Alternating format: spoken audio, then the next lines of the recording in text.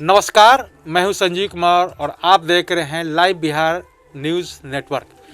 हम आज आए हुए हैं मसौढ़ी प्रखंड में और मसौढ़ी प्रखंड के जो है चरमा पंचायत है और यहाँ पे हमारे साथ हैं मुखिया जी गुड्डी देवी जी हैं। इनसे जानेंगे कि इस क्षेत्र के विकास के लिए क्या कुछ इनका योजना है, इसके अलावा इनका ड्रीम प्रोजेक्ट क्या है, यहाँ की जो स्थिति है, जो समस्या है यहाँ के लोगों की। यहाँ पे कई ऐसे काम हैं जो पेंडिंग पड़े हुए हैं, जो पूर्व मुखिया के द्वारा जो काम किया गया है, नहीं किया गया है। इन सारी समस्याओं के बारे में बात करेंगे। इसके अलावा इनका जो ड्रीम प्रोजेक्ट है, इनसे भी बात करेंगे। तो हम अभी गुड्डी जी से बात करते हैं। क्या नाम है आपका? गुड्डी देवी नाम है। अच्छा गुड्डी जी, ये बताइए कि जनता ने आपको वोट दिया है, पहले तो आप ये बताइए शपथ ले लिया आप? हाँ, शपथ ले लिए हैं। शपथ ले लिए हैं।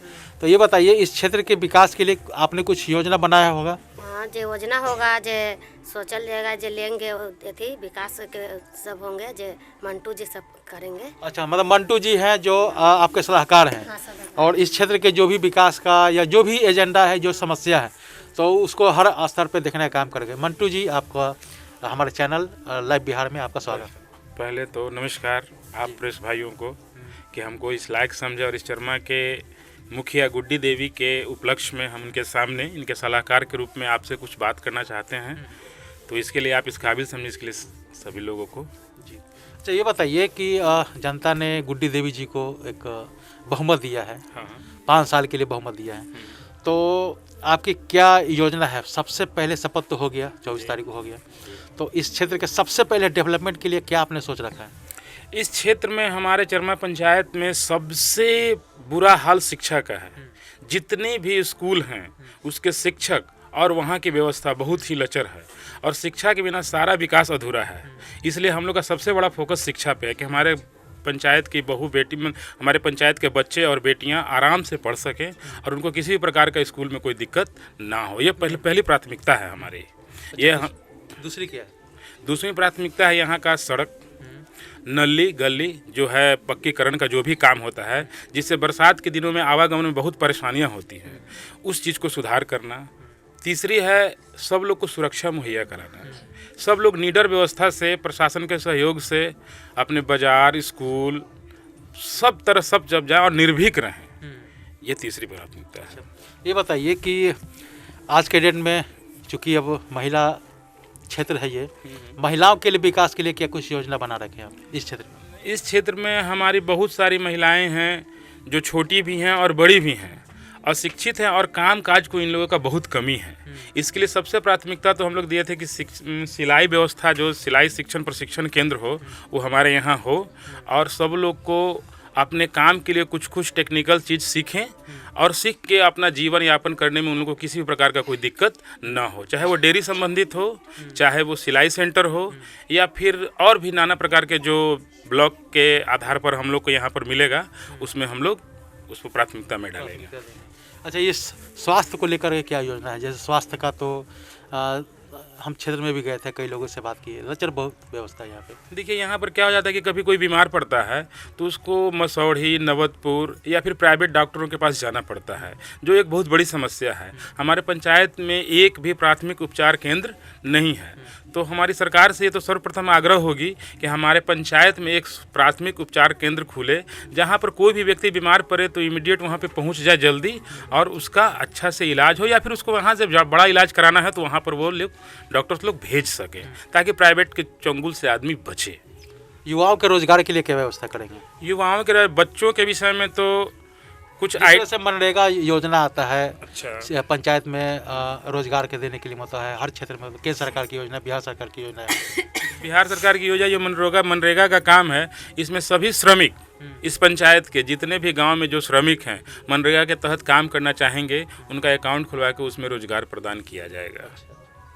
और इसके अलावा ये बताइए कि इस क्षेत्र में कोई ऐसा आपने सोच रखा होगा इस ड्रीम प्रोजेक्ट, चाहे तो वो केंद्र सरकार की योजनाएं हैं, वो तो आएगा ही आएगा, आपको कराना ही कराना है। चाहे हर घर शौचालय का योजना हो, या जल जीवन हरियाली का हो, या नल का जल वाला भी, जो भी हो।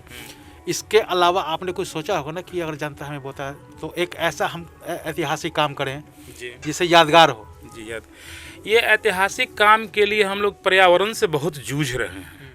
पर्यावरण हमारा बहुत प्रकार से दूषित हो जा रहा है।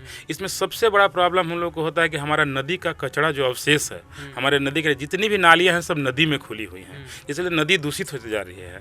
और हम सरकार से ये आग्रह करेंगे कि हमारे पंचायत में, और ये हमारा ड्रीम प्लान में भी है कि नदी का सफाई, क्योंकि हमारा पंचायत जो है चारों तरफ से पुनपुन नदी से घिरा हुआ है, और भी एक कुछ छोटी नदी नहर भी हमारे पंचायत में है, जिसका साफ सफाई बढ़िया से हो ताकि उसका जल छादन बढ़िया से हो सके। बहुत अच्छा आपने सोचा है। जिस तरह से भारत के प्रधानमंत्री हैं नरेंद्र मोदी जी, उनका एक नमामि गंगे योजना चलता है, स्वच्छ गंगा, पर्यावरण स्वच्छ रहेगा तभी तो हम लोग, क्योंकि बहुत सारे लोग जाते हैं गंगा में, जाते हैं नहाते धोते हैं, और इसके अलावा कई सारे फैक्ट्रियाँ लगी हुई हैं जिससे गंगा जो प्रभावित है। आपकी बहुत अच्छी सोच है। हमारे साथ हैं मुखिया पति हैं, उनसे भी जानते हैं कि आपने क्या कुछ सोच रखा है इस क्षेत्र के डेवलपमेंट के लिए। तुम समझाइएगा तुमने पहले। तो अब इनको मैंने इतना बात किया लेकिन अभी भी थोड़ा सा कंफ्यूज हैं। चलिए इनसे भी पूछ लेते हैं। अच्छा ये बताइए, एक संदेश के रूप में क्या देना चाहेंगे? जनता ने आपको बहुमत दिया है। जनता ने, चरमा पंचायत की सभी जनता को हार्दिक अभिनंदन, जिन्होंने हमारी गुड्डी देवी को प्रचंड बहुमत से जिताया। और सभी जनता वासियों ये समझ लीजिए कि ये मुखिया सभी की हैं, किसी एक की नहीं है, न हमारी है, न मैं सलाहकार हूँ इसलिए हमारी हैं। ये सभी छोटे बड़े सभी की जनता है, सभी की मुखिया हैं, सभी जनता की मुखिया हैं, और सभी के विकास के लिए हमेशा तत्पर रहेंगे, दिन रात हमेशा एक साथ रहेंगे। कोई ऐसा नंबर भी जारी करेंगे या कुछ इस क्षेत्र में डेवलपमेंट के लिए? इस क्षेत्र में डेवलपमेंट के लिए मुखिया जी का नंबर तो स्वयं गुड्डी देवी का नंबर है, जो सभी जनता के करीब करीब सब लोग के पास पहुंचा हुआ है। पम्पलेट के हिसाब से भी पहुंचा था चुनाव प्रचार के दौरान भी। और कुछ नंबर ऐसा होगा जो जितने भी सरकारी स्थल इस पंचायत में बनेंगे वहाँ गुड्डी देवी का पर्सनल नंबर होगा। खास करके महिलाओं के लिए ये ऐसा होगा कि वो गुड्डी देवी को कभी भी हमारी मुखिया को कॉल करेंगी, और मुखिया हमेशा उनके कामों के लिए तत्पर आगे की ओर खड़ी हो जाएगी। तो आपने सुना कि जो सलाहकार हैं मंटू जी हैं, इनके द्वारा जो बातचीत हुई बहुत ही सकारात्मक इन्होंने भाषा का प्रयोग किया है। उन्होंने कहा है कि जो इनका ड्रीम प्रोजेक्ट है, तो यानी कहने का मतलब है कि जिस तरह से केंद्र सरकार की जो योजना है नमामि गंगे है, गंगा को स्वच्छ करना है, क्योंकि गंगा इतना जो प्रदूषित हो चुका है, इसका सफाई कराना बहुत ही महत्वपूर्ण है। इसके अलावा इनकी योजनाएं हैं रोज़गार देना, मनरेगा के थ्रू जितने भी मजदूर तबके के लोग हैं उनको भी रोज़गार देंगे, युवाओं को जोड़ने के लिए भी कई योजनाएं बनाएंगे।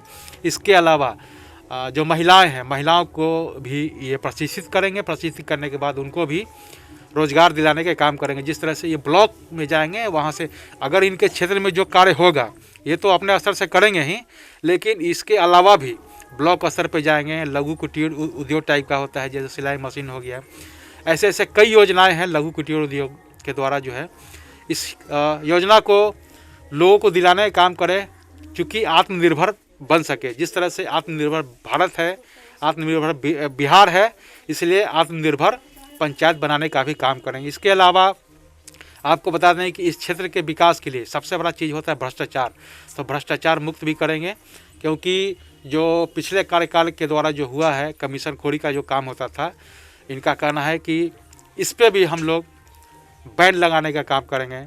तो अब चलते हैं दूसरे पंचायत में और वहाँ के मुखिया से बात करेंगे कि उनका क्या मैनिफेस्टो है, जनता ने आपको जीत कर भेजा है और आप जनता के लिए क्या कुछ करेंगे। बहरहाल आप हमारे साथ बने रहें, तब तक के लिए मुझे दीजिए इजाज़त। धन्यवाद।